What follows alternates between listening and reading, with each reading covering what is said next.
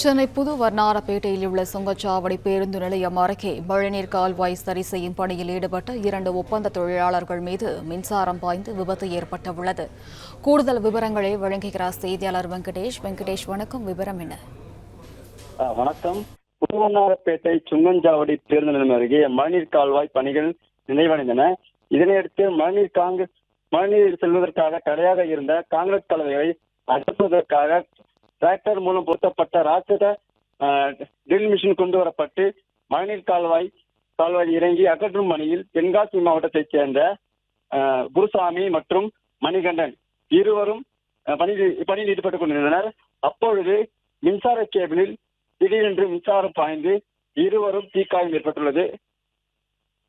உடனடியாக அருகில் இருந்த பழ வியாபாரி குமார் என்பவர் இருவரையும் மழைநீர் கால்வாயிலிருந்து இறங்கி அவர்கள் இருவரையும் மீட்டு வெளியே கொண்டு வந்தார். சம்பவம் குறித்து திருவொற்றியூர் போலீசாருக்கு பொதுமக்கள் தகவல் தெரிவித்தனர். தகவலின் பெயரை சம்பவ இடத்துக்கு விரைந்து வந்த திருவொற்றியூர் போலீசார் உயிருக்கு போராடி கொண்டிருந்த இருவரையும் மீட்டு அரசு ஸ்டான்லி மருத்துவமனைக்கு ஆம்புலன்ஸ் மூலம் ஏற்றி அனுப்பி வைத்தனர். இச்சம்பவம் குறித்து போலீசார் விசாரணை மேற்கொண்டு வருகின்றனர்.